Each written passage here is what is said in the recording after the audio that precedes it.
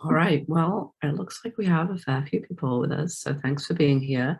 Um, Again, post your name in the chat. Let us know where you're coming from, and I think we're going to get going here. I'm sure more people will join us as we get going. But welcome. I'm Vicki Clark. I use she/her pronouns, and I am the policy director with Cascade Bicycle Club and Washington Bikes. Very excited to welcome you to the Washington Bike Walk and Roll Summit.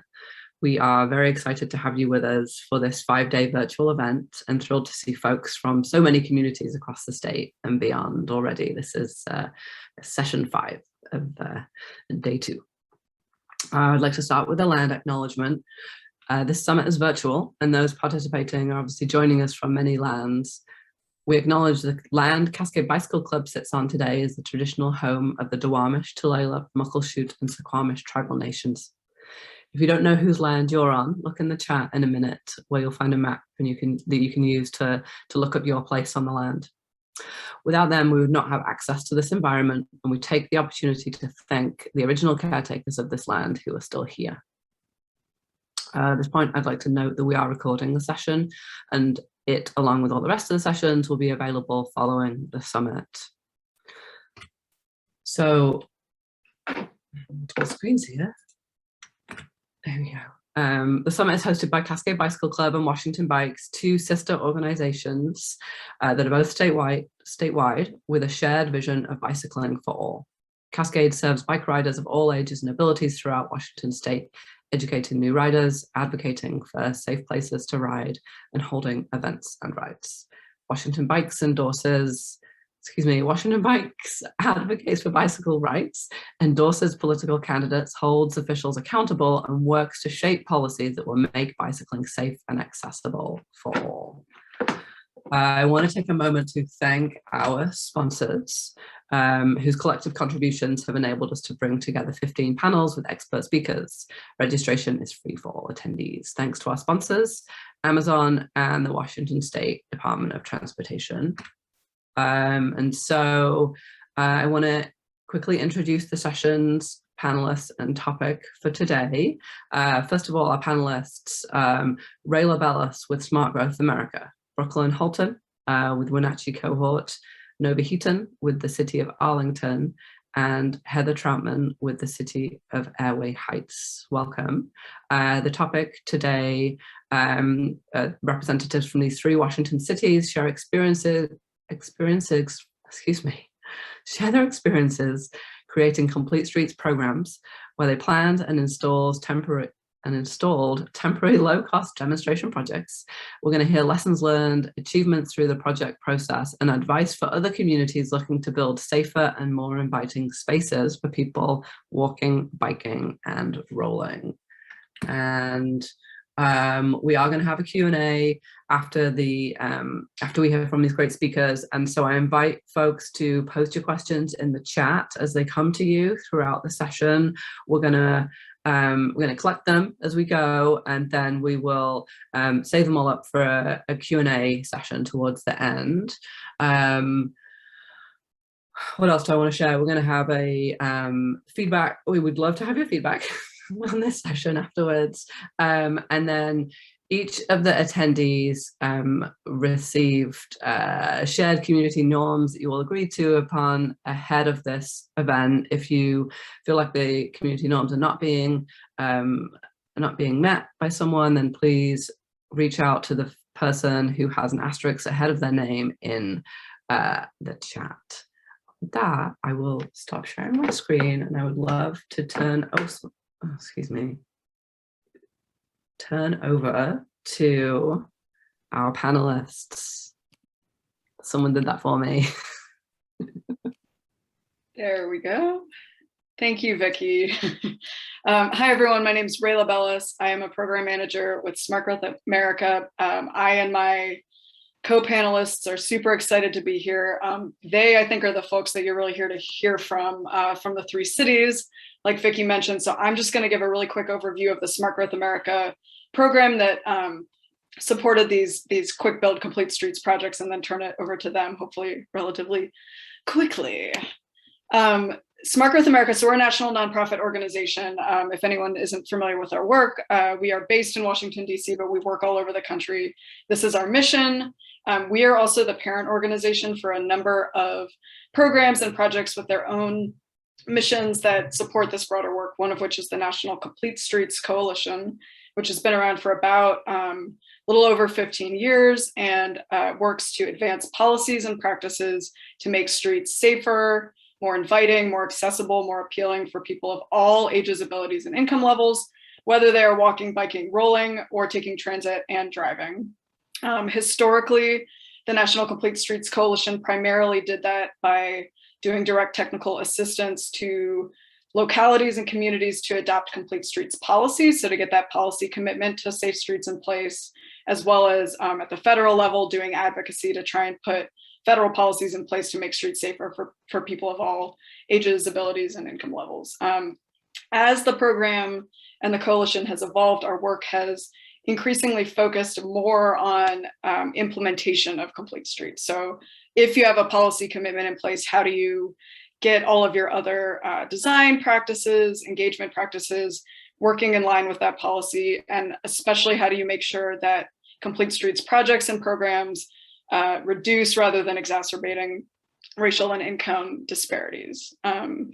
So that's our general work. This particular program that supported these Complete Streets Quick Build projects that we're going to be talking about today was called the Washington Complete Streets Leadership Academy. This is a model that Smart Growth America has followed a few different times through our technical assistance work in other states. This particular program, I also want to take a minute to thank our sponsors, the Centers for Disease Control and Prevention, the primary funder of this work, very grateful to them through the Active People Healthy Nation initiative, but also our partners in Washington, the Washington State Department of Transportation, the Washington State Department of Health, both of which supported the planning and implementation of this technical assistance program, as well as the Transportation Improvement Board, which provided some funding. In terms of what this program is, so we're talking about quick build complete streets projects. That was the culmination of what theoretically was going to be a year-long program, ended up actually being about a 2-year program with a gap due to the pandemic, which I'll mention in a minute. We held a competitive application process for cities in Washington. We selected 3, which are here today: Airway Heights, Arlington, and Wenatchee. They were chosen based on their size. We want to demonstrate that complete streets projects are possible and impactful in smaller and mid-sized communities. They each engaged a cohort of stakeholders that participated in a series of workshops representing different disciplines, so transportation planners and engineers, but also public health professionals, also local folks working in economic development, in some cases other partners like tribal partners, diverse perspectives represented. These groups participated in this series of workshops together. Those workshops focused on different aspects of complete streets, so conducting inclusive community engagement, measuring the performance of our transportation systems to make sure they're actually addressing the needs of people traveling outside of a car, as well as more traditional transportation performance measures. Also things like how to make the case for the benefits of a complete streets approach, not just in terms of safety, but public health benefits, economic benefits, how to engage those broad partners and stakeholders in a process, how to design a temporary project that supports safer streets for people traveling outside of a car, which brings me to the demonstration project subaward. So this program actually provided small subgrants to each of the 3 cities to implement temporary complete streets demonstration projects, meaning low-cost materials intended to be up temporarily and then taken down. My co-panelists are going to talk a little bit more about some of the benefits of this approach, I think, as they talk about their projects. But essentially, the idea of including a demonstration project as part of this program, in addition to obviously being a good way to improve safety on a street, temporary demonstration projects have a lot of benefits in terms of building support in a community for a complete streets approach. And also in particular, like raising some of the difficult conversations and growing pains that communities sometimes have about trade-offs along a corridor or in the broader community between things like the need for safer, accessible streets for people traveling by walking, biking, and rolling, compared to competing goals like vehicle throughput and speed, kind of having some of those tough conversations in a temporary low-cost context where you can actually make adjustments to the design before making it permanent like you would with a capital project can be a really beneficial way to build support and kind of contribute to longer term complete streets work in a community. So that was part of the goal. This would have all been done in person. Our workshops were going to be in person in each of the 3 cities. We managed to do one in-person workshop in Wenatchee before the COVID-19 pandemic hit, and we took a pause and then transitioned to a fully virtual program. So we did our remaining workshops virtually. We also did the majority of the planning for these quick build complete streets projects virtually. And that had profound impacts that I know my co-speakers are going to talk about in terms of everything from the types of engagement that they could do leading up to their projects, but also the makeup of their cohorts themselves. We initially had really great public health representation in each of the teams that largely got lost due to the competing priorities at the time, but also just the capacity of the teams working on these projects and exactly what the need looked like for this type of project in each community was impacted by the pandemic. And I think there's a lot of lessons from how each city pivoted basically that are valuable to other places trying to do this currently and also moving forward in a post-COVID, hopefully, eventually world. So with that, just gonna reintroduce our cities you've already heard, but so we have Arlington, Nova Heaton's gonna talk about their project. Wenatchee, we have Brooklyn Holton.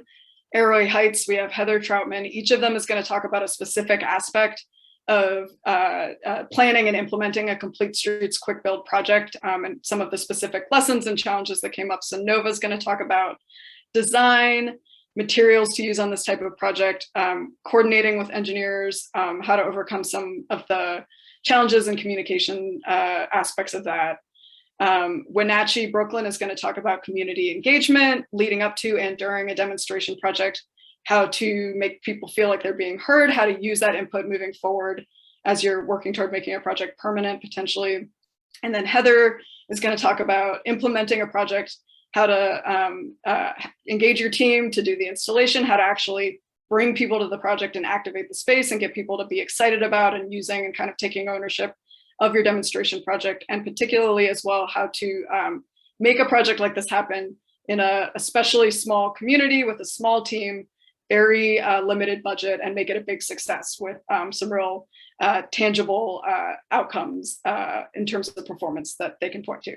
So with that, I am going to stop talking and I am going to turn things over to Nova. Good afternoon. Everyone can hear me, I hope.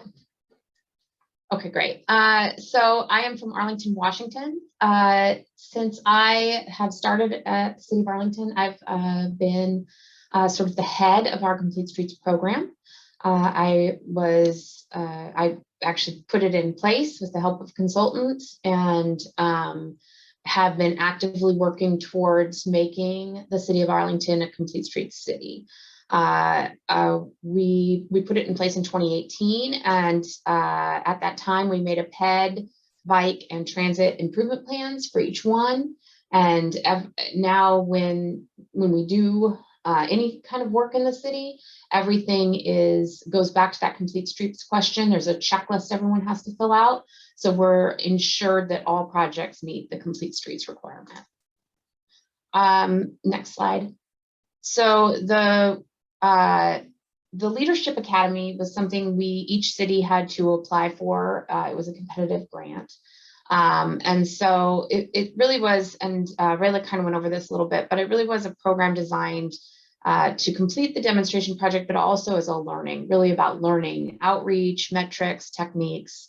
And as she said, it was in-person training and events, but unfortunately our very first in-person event in Wenatchee was March of 2020. So that had a pretty huge effect on things down the road.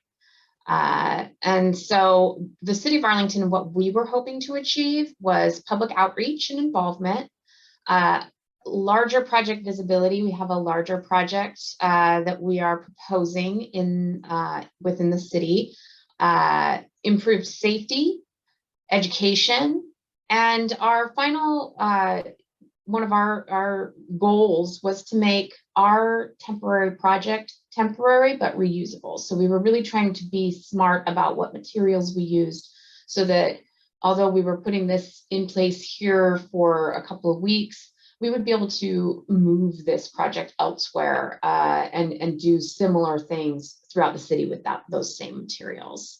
Okay, next slide. So our proposed project was a temporary pedestrian crossing at Smoky Point Boulevard and 180th Street Northeast. The picture at the top there is the road as it existed prior to the project. It's just a stop controlled intersection, a T intersection. One of the reasons we chose this location is because there's a park down that 180th. There's a park down there. It's not a well-known park, and we thought it might help to bring some knowledge to people about the park and where it's at. Smoky Point Boulevard is a very high volume road, and speed limit is currently 35 on it. It is, as you can see from the picture, it does not have sidewalks. It has a fairly small shoulder. It's not great.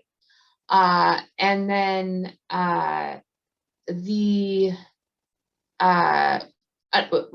part of our Complete Streets program, part of what's happening with our zoning is with Smoky Point Boulevard, we're really looking to create a town center as it redevelops. We know Smoky Point Boulevard is going to redevelop. It's what we would consider underdeveloped at this time based on zoning and prices of land and housing needs.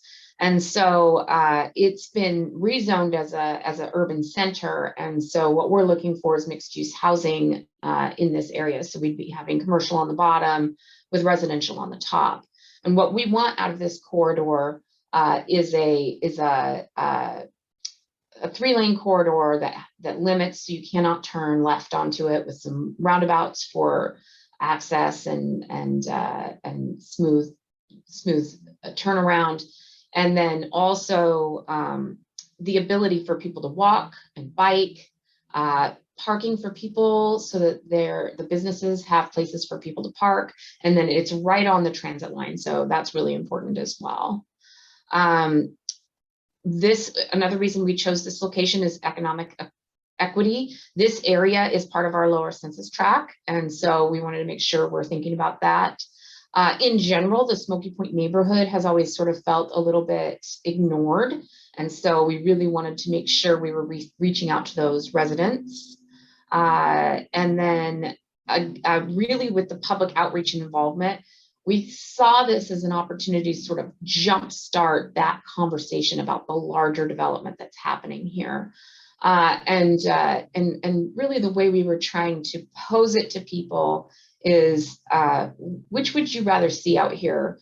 A boulevard with planted trees and sidewalks and bike lanes and a place that's active for walking, biking, and cars, or a 5-lane with turn lanes in the middle and high speed kind of corridor. And so really, if you live there and you think about it, which would you rather have? So that was kind of how we were posing this to people. Next slide. So what we ended up doing was we created a pedestrian refuge in the middle of Smoky Point Boulevard with a painted crosswalk at the intersection. We had a local business, actually a local developer, widen the shoulder for us. We had enough room to create this on that shoulder. Plus that ends up being a shoulder that people can walk on in the future. So that was really a big benefit to this project. And we just basically made this crossing that had pedestrian refuge. So you only had to cross 1 lane at a time of this very busy road. We also reduced the speeds to 25 and had a lot of signage and everything going in there. And really we were trying to mimic that fully planted median, which we want in our final design on this corridor. Next slide. So this is actually a look at the engineered plan that we had going for our project. It shows the zigzag fog line paintings we did to kind of slow down traffic, the tapered lane transitions, the signage and where the signage was located, the reduced speed limits, and we actually had, for installation, we had our M&O crews do the installation on this. Next slide. So here's some of the main materials we used, and I kind of put some estimated costs up here for you. These are all about, but just so that if you're thinking about it, you can think about how much these things cost. So we bought these reusable rubber bumpers that have that reflective painting on them. We used candlesticks. The temporary tape was fabulous. Both we used it for the center line and for the zigzags. And then we also just used regular reflective paint as well. Our total project cost was about $7,500. That includes all the materials, which almost all of them were reusable, and our M&O's time to put all of this in place. Next slide. So when I started this project, I had representatives on the team from everywhere I could think of that I thought would be integral to the project. So I had M&O on the team. I had my council on the team. We had the health district on the team. We had a really nice wide array of people. During the delays, COVID, we had staffing changes. People weren't able to do it. Our health district person was really busy, so she was no longer able to really participate. So specifically with one department, my contact person who had been on my team changed, and also the director in charge of that entire department changed. And so there was sort of a lack of understanding about the scope and purpose of this project coming from one department in particular. So just before this was supposed to go on the ground and go live, we had the leadership of that project. They all attended this liability training, and suddenly they were all very nervous about putting this into the road. And this is literally just, it's just 2 weeks prior to this thing supposed to be going onto the road. And so now all these questions started coming up. The plan wasn't good enough. They wanted something stamped and signed by an engineer. I am an engineer. And I said, I'll stamp it and sign it, but they still weren't super comfortable with that. It needed to meet MUTCD. It did meet MUTCD, but they still were very hesitant about the plan. They wanted to push it out to later in the year, but we'd already gone out with all this great public notification. We had it coming out in the paper about it, and just we really worked hard, and so I had to really push them that I really needed it then. Basically, we just didn't have support and clear understanding from a really important part of our team. While it was in place, we started to get a lot of comments, which was great. That was one of the things we wanted, and specifically, we got complaints about what you see there is the CBs, catch basins, which we used as planters. So the reason we chose to use catch basins as planters is we were really trying to be smart about our materials. We didn't want to buy something that was a waste that wasn't going to be able to be reused somewhere or something. So we had used these CBs. But it turns out they were too tall, and they created for a lower profile vehicle, they created a little bit of a visual blockage, and so it would have been better if they had been lower. I requested M&O to pull the planters and leave the rest of the installation because they weren't required for the thing. They were just sort of trying to mimic that planted median that we wanted. And instead of pulling the planters, the M&O department actually went above my head to their director, who was completely unfamiliar with the project, its purpose, the idea of it's meant to try new things, to make changes, to learn from it, all of that. And they pulled the entire installation early. I was frustrated. I felt like I had failed. And I was really kicking myself for not having chosen a shorter planter to begin with. So next slide. But let's pump the brakes on our challenges and talk about our success. So I really love this photo because it really demonstrates the success of this project. In this photo, you can see that the car is braking, they're slowing down for the crossing.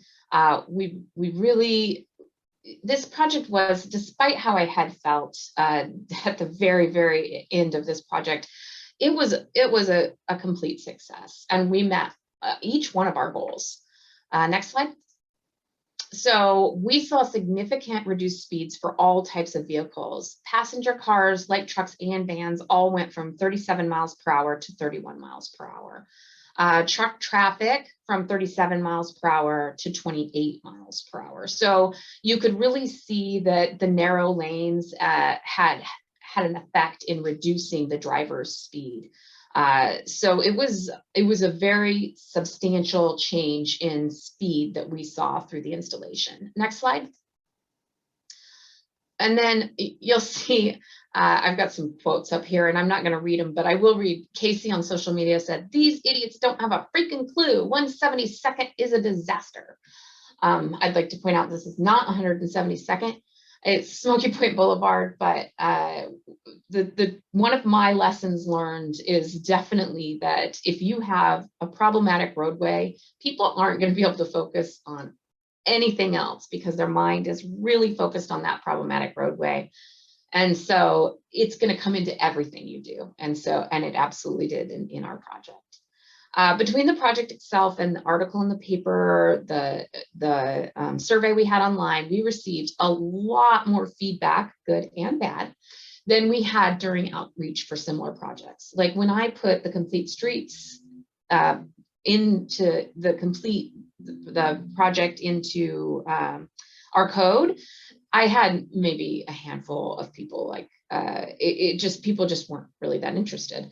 But when we put this on the ground and people were driving by it every day and people were seeing it, we got calls, we got emails, it really attracted people's attention, and it got that interaction that we were really looking for.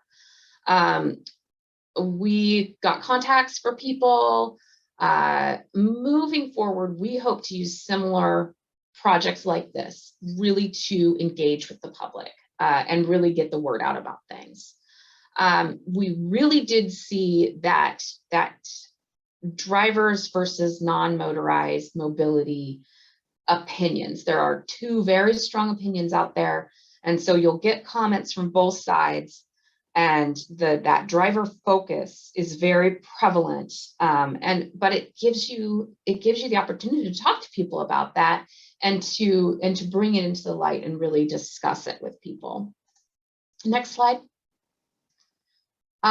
So what did we learn? Don't use CBs in the roadway. I definitely learned that. Lower profile planters would be good.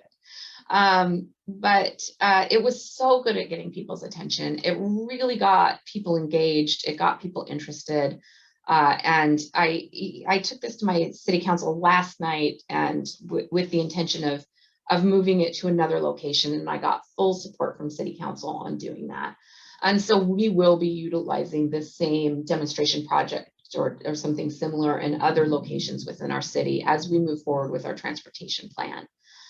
A better transportation plan is another learning lesson. So it's pretty hard right now for the city of Arlington to move forward with anything without dealing with a better transportation plan for our city, because we have some real growing pains going on some of our existing roadways. And so we need to be providing a solution that people can believe in and see moving forward. And then the final thing I learned is you can't be afraid to fail. If you're afraid to fail, you really can't succeed, especially at new ideas or being ahead of the curve or thinking into the future, things like that. Guidelines change all the time, and they change because we try new things. So don't be afraid to fail. I know it's very scary, and sometimes it can feel like everyone is against you. But you know, I really learned that that I have the power to make change, but only if I'm brave. So that is mine, and I'm going to turn it over to Brooklyn now. Okay, can you hear me? Good. Okay. Hi everyone, I'm Brooklyn Holton. I was able to lead the Wenatchee cohort, and I'll be talking about the community engagement piece. Nova was completely correct when she said that you'll get the spectrum. You'll be able to have kind of a whole broad reach of community engagement, both from people being involved from different sectors, but then also the type of feedback you use.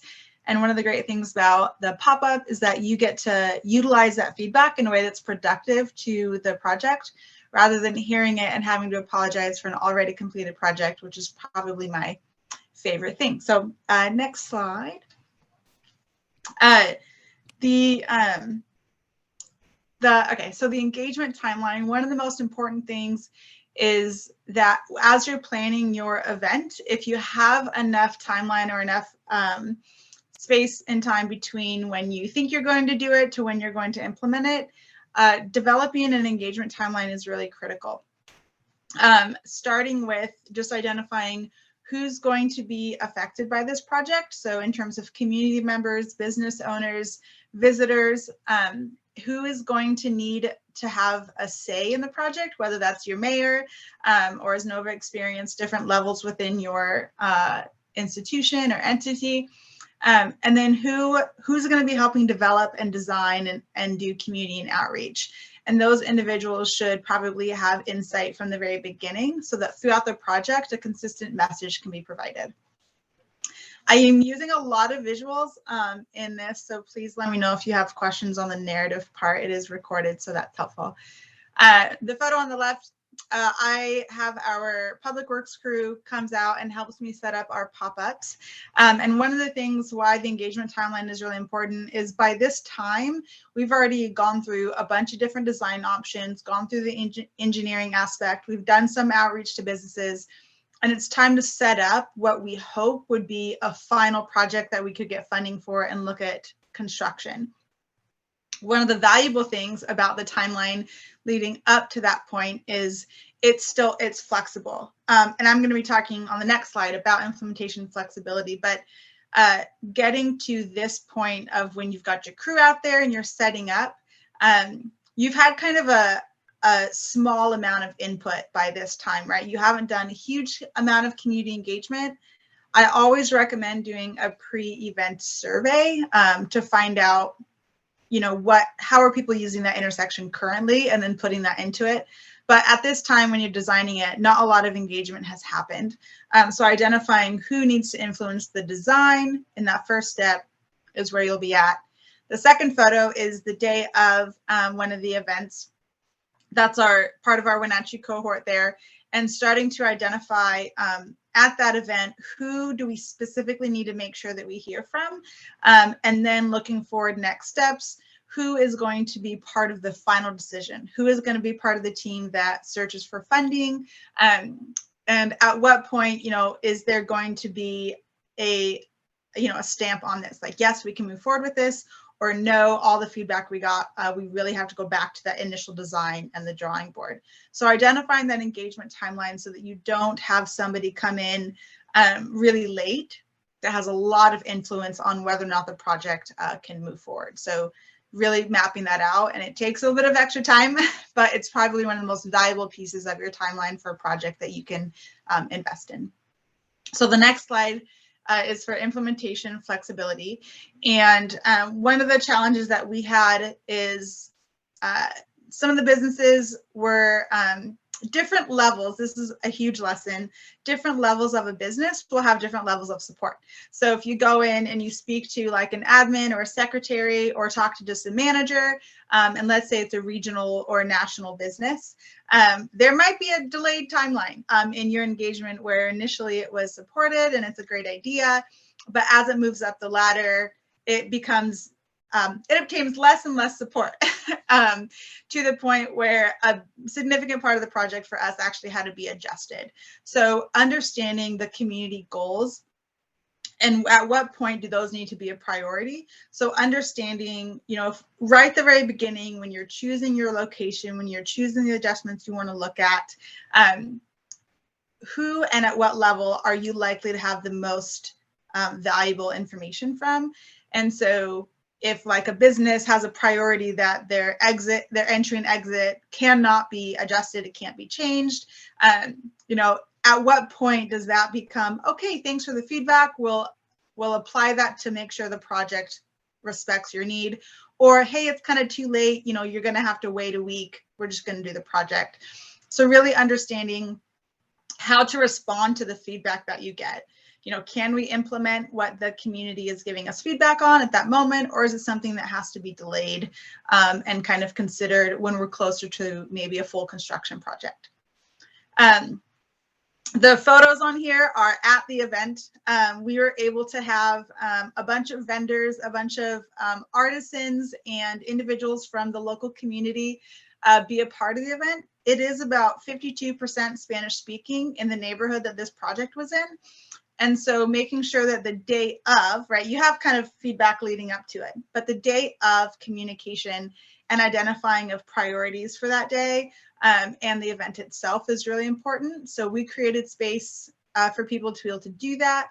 We personally go out and engage with individuals that might not normally be at a transportation project. The gentleman that is on that like checkerboard, he has a whole dance crew, and they were coming out and they were performing with like break dancing.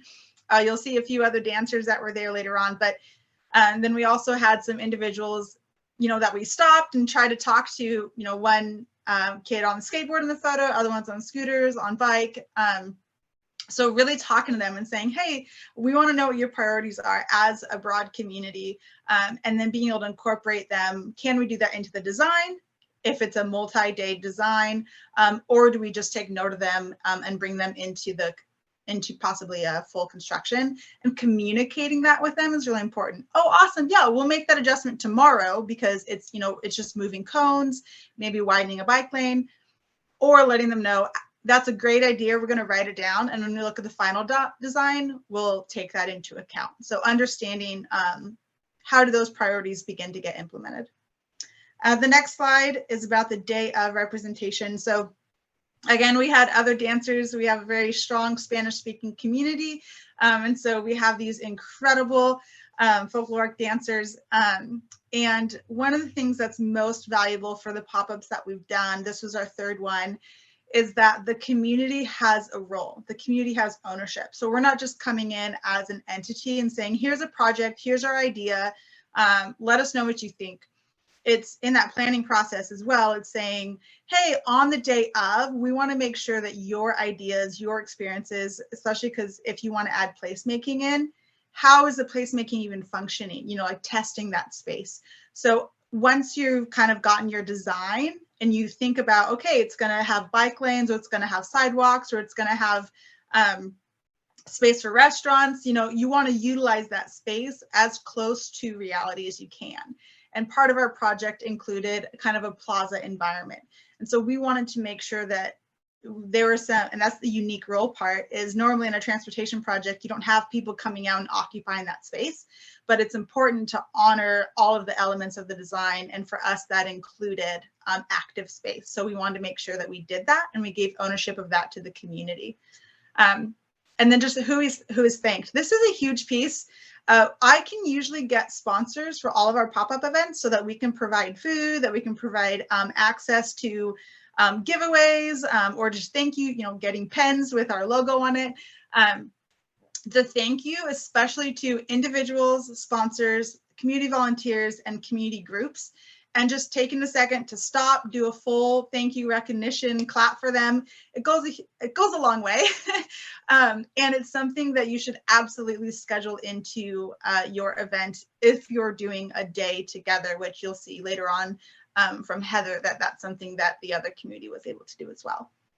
And then a final day of thing with the day of connections is to look at your team for engaging and explaining. So on the next slide, I have a photo with Teresa. who is in the middle on the left photo, I think that's how it shows. It's got all the sticky notes and things behind it. She was my day of contact person. She is so energized for making sure that the community is heard, but also understanding what's going on. She is bilingual, mainly speaking Spanish, and then the other two, Gabby and Alma, they are big community leaders in our local neighborhoods. And so I had all of them kind of have a job.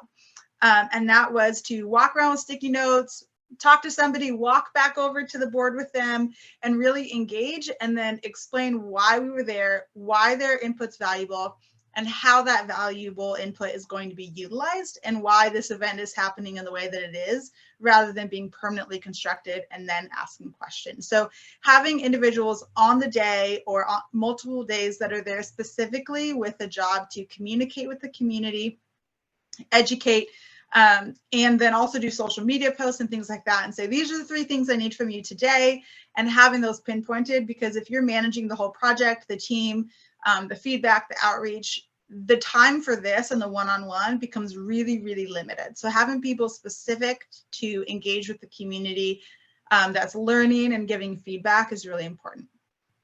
The next slide. As Nova expressed with Casey, you will get lots of feedback.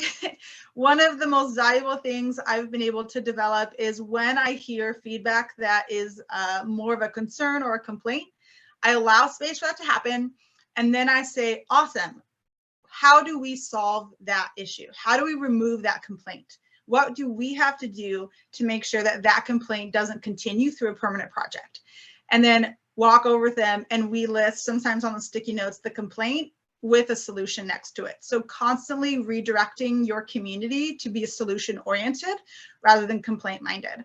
And that share your opinion is really, really helpful, so that they can write it down. You know, we want to hear the frustrations, we want to hear the concerns, and then we want to make sure that those are valuable. So going after that and saying, hey, I saw that you wrote this, and I wanted to touch base to make sure that if that complaint, you know, is something that continues, if we keep this design, what can we do differently? So making sure that that becomes something that's valuable to us. And then later on, you can actually demonstrate, hey, we got these recommendations because they were concerns, and these are the adjustments we were able to make because we did a pop-up prior to the final project. And then the last slide, reminding the community. We've had quite a few pop-ups, at least locally for Wenatchee, that have been really successful, that have ended up in being fully funded, and projects for the community that are pretty complete and really inclusive of different modes of travel. And so reminding them, like, hey, this is a space where things can actually be effective. A lot of planning happens as soon as the binder closes, rather than having it open up when the plan is done and everything's been implemented. So we want to make sure that we're communicating, hey, remember that one time we did a pop-up and you all showed up? It ended up in this project. So empowering the community to remember that pop-ups are really effective ways to give your feedback and see it become as a tangible product.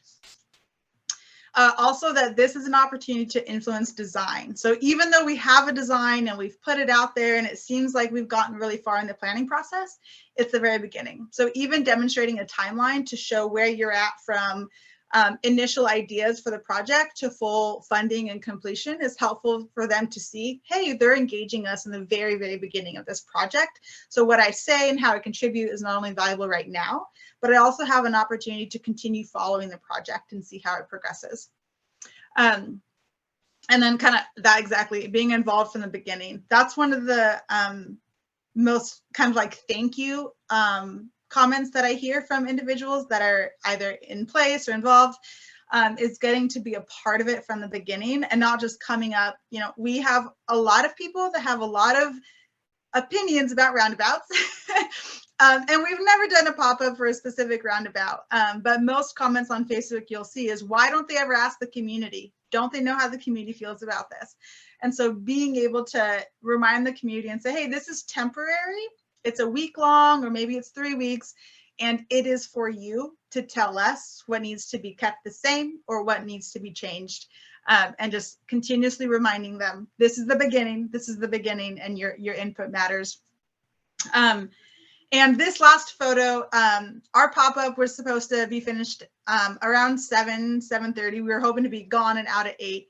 This was almost 10 o'clock at night. People were just like hanging out. They were still dancing. They were, eating tacos, and we were still getting information. So if you create space for your community to come together, share information, and contribute to something that they're going to experience in their own neighborhood, you're going to see a lot of engagement and be able to walk away with a lot of positive, solution-oriented community members supporting your project. So I think that was my last slide. Yes. Okay. So Heather with Airway Heights is going to talk about their amazing project and what it looks like when it's fully implemented. Oh, thank you very much, Brooklyn and Nova. Great presentations.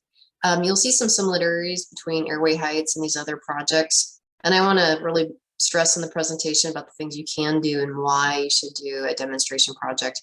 Number one, they're super fun. I think you've heard the excitement from Nova and Brooklyn in their voice about the opportunity to put together a project in an area where there is a real need to address multi-mobility and to engage the public and see on the ground how well that's going to work.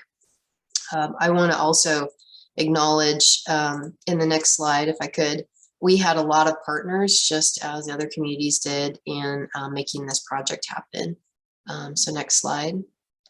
Thank you. What is unique about Airway Heights is that we have quite a few communities that are actually located within our corporate limits. So we are home to 2 tribes, the Kalispel and the Spokane tribe. We are also a neighbor to Fairchild Air Force Base. And we also are bordered on 2 sides by our county, Spokane County, as well as the city of Spokane. We had a lot of great participation. All of those representations of the various agencies were on our team and had a lot of great feedback about how we should go about a project. We also had some financial support as well as partnerships throughout the Spokane Arts, as well as a local plant, Northwest Seed and Pet industry, Ben and Jerry's, etc. Next slide. It's a little bit about our project.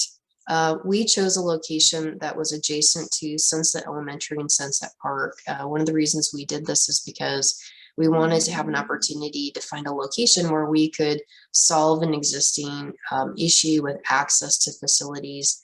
Sunset Park is really the heart of our communities. It's located almost in the center of the city. And Sunset Elementary is the only school that we actually have within the corporate limits. It also connects some other major transportation corridors, a US 2, which goes through Airway Heights through the core, and a new corridor that we're developing in partnership with the county, the city, our public development authority, and WashDOT, which is called the 6th, 10th, 12th corridor. This location also is along a transit route, and it leads directly to US 2, which is an area where people are able to get services immediately on the south side. So our grocery stores located there, food service and other professional services. We are a fast growing community, even though we're about 10,000. We've increased over 63% in the last 10 years. We have a significant low income population, about 20% as of 2019. And we had issues with food insecurity. So people being able to access that area and be able to travel all the way south to US 2 has been a big issue. Next slide, please. We have a particularly wide project area that we selected. You can see the dimensions on there. It was an interesting intersection, a T intersection with parking adjacent to the park, kind of in the throat of that area, creating some awkward turning movements. It does not have continuous sidewalk, and so most of our residential area is actually forward on this image and to the left, and their students are having to walk to the school down areas with incomplete sidewalk. And we also have a crosswalk just on the south side, or the bottom part of this image, where we literally have a crosswalk leading into someone's lawn, and 100 students cross there every day into someone's lawn back from the school, because it's a crosswalk to nowhere. So we were hoping to take all of these factors and create a safe and inviting environment for students and community to access the park and the school area. Next slide. We did a very quick build project. Next slide. We had a small team of dedicated volunteers in our leadership group. We have very small communities, so literally our streets department is about 2 people, and we have 2 people in our planning department. We did end up using consultant for our traffic engineering to help us with the technical aspects of this drawing, to kind of line out how this would be designed, as well as how we would execute it with the various elements. And of course, we were in the middle of COVID-19. It's important to know our event actually occurred in June, the last week of school, and prior to Washington State's Governor Inslee's relinquishment of some of the restrictions on gatherings. And so we had to be very conscious during this event, not only how we gathered as a team, but the event that we would organize and how we could bring people to the site safely. We had very limited equipment. We had virtually no cones, no barrels. We also did not have any movable equipment in the park, which I'll come back to a little bit later. That was a significant factor in how we would design the space. And of course, looking at that right away, it was a huge space to fill up and activate as part of this project. And so again, this idea that we wanted to have safe walkable route, we wanted to increase biking and walking to the park and through this area. We wanted to really help designate clear walking areas so people could access services and to engage the surrounding community in this project. Next slide. So we really stretched the resources that we had. I'm not sure that really had mentioned this, but we had a maximum budget of about $15,000 that could be used for these projects. We ended up renting 95% of the traffic control equipment. When you go out there and shop for traffic control items, which we did see from Nova some examples of that, it can be fairly expensive, especially for a single space. And we found that renting was far more cost effective. It was readily available. It was a simply pick up and drop off opportunity for our streets crew with that equipment, and it really assisted us. We also borrowed a lot of the pieces that we needed. So one of the elements of this project that we learned through the academy was to create ways to monitor how your project is succeeding or failing. And so we decided to use cameras to track both pedestrians and bicycles, as well as traffic through this intersection. And so we really want to thank Spokane County and the Washington State Department of Transportation for lending us those cameras and then giving us the data so we could see before the event and during the event the differences in pedestrian bicycle usage as well as vehicles. We partnered with a lot of different entities, including Spokane Arts. They were fantastic to work with. They were able to get us an artist to help us execute the idea of a mural at the intersection to slow traffic, as well as an idea that would attract people to come to this area and to investigate and see what this was all about. We also had assistance from our various team members at the day of the event and for takedown as well. So there's a lot of moving pieces to these projects, but it can be fun working on them. So I just wanted to quickly finish up this presentation because I think we're almost running out of time here. Next slide. Our quick build results were we created safe and inviting space for the community. So again, last week of school, opportunities to have the students in the community that normally go to the park experience this area. We have positive activity occurring throughout the week that this event was up. It influenced the perception of drivers and pedestrians at this intersection. I believe Brooklyn had talked a bit about engagement. We did do a project survey, and we did a survey during the event so we could track how people felt about this area. Was this the right location for project? How did they feel about it? Did they feel that there were impediments to safely crossing and getting into the park and school? How did they feel after the event? What did they like? And maybe what did they not like about this project? We did choose a self-experience for this activated space because of COVID-19. As I mentioned, this was the first week of June. We did invite a vendor, Ben & Jerry's Ice Cream, to come in on a day to have ice cream there. We had over 100 families come in, walking and biking to this area to play with the games, sit, take a look at the mural, enjoy the park, and just experience it. So it really made it fun for our community to do this project. Next slide. Here are some of the elements that we use to activate the space. So we put seating. Remember I mentioned the Parks Department did not have any mobile seating. We had actually heard from the Parks Department that they had great concerns that our site would be vandalized and things would be stolen during the project. And that's one of the reasons why our Parks Department has permanent installation of seating and tables in their area.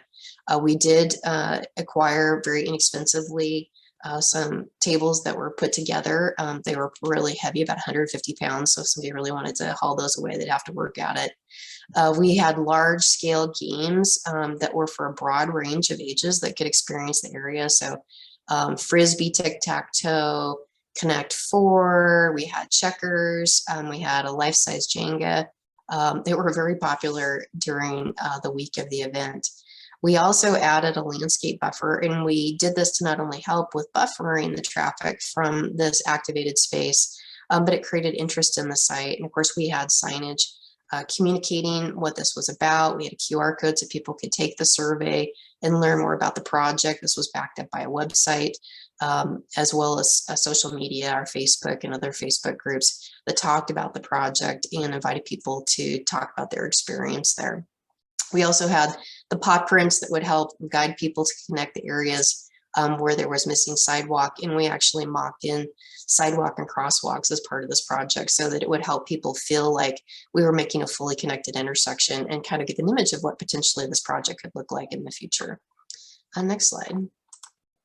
And so this is the project with the mural. It did slow traffic and the new intersection. The bright colors attracted a lot of people to this area. Students and teachers came over from the school, and it just made it fun for everybody to experience this particular area. Next slide.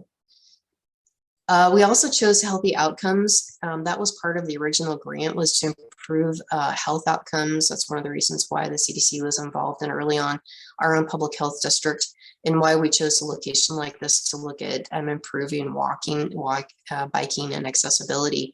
And so we did food-based landscaping rather than standard landscaping. So we had fruit trees, berries, in vines and bushes. And the goal was that we would have this material as an education, we could use it in landscaping, and that there are ongoing health benefits and sustainability associated with the type of plant material that we selected. Next slide.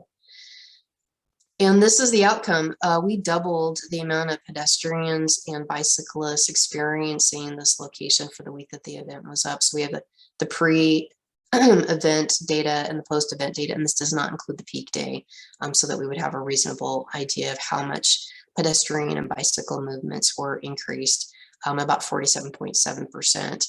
The immeasurables that we experienced with this project that I just want to mention, which were incredible, was the ownership that the neighbors took in this.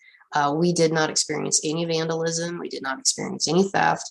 We had neighbors across the street coming out and telling us that they were intentionally going to keep an eye on this project throughout the week. They checked in with our streets crew throughout the week when they were watering plants and checking on the site, making sure cones were up. And that people really felt like this experience of doing a demonstration project, that Airway Heights was growing up. This, as a town, as mentioned, has had a significant increase in population in just the last 10 years. And putting a project up like this made everyone feel like they were really making progress on how we would be as a community in the future.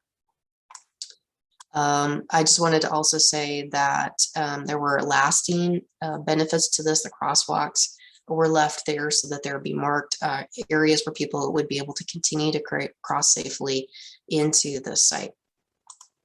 So where are we going from here? We are planning to apply for 2022 Safe Routes to School funding. It gave us an opportunity through a quick build application. And this is, again, fun, and this is why you should do it. It gave us data, so we can actually come back and say, this is the change that we think will happen as a result of a permanently built project. It allowed us to gauge the community's perception. Is this the right location? Are these the right treatments? What do you think overall of the project, and get that feedback? We developed community support. As I mentioned, the neighbors very much took ownership of this area and were very much in support. We also were able to test the design in real time and in the real world for a funding application. And of course, we get tons of wonderful photos out of this to use in the future for our project. So that concludes our presentation for Airway Heights. And I just should mention again that our target was under $15,000, and we spent a little over $8,000 on all these materials and resources, which had a lot of constructive thinking of the team put together to make this happen in this way. And thank you. And I'll turn this back over to Rayla. And I think given the time, we had intended to give a quick overview of funding sources available to do these types of projects, but I believe we are unfortunately out of time. Vicki, you seem to be prepared to jump in here, so I think we'll skip that. Yeah, I think we want to get folks out of here on time, and so I think we can share this information with folks afterwards. And I know that a lot of the questions that the audience had were answered in the chat. So if you had a question, you didn't see the chat, check out the chat.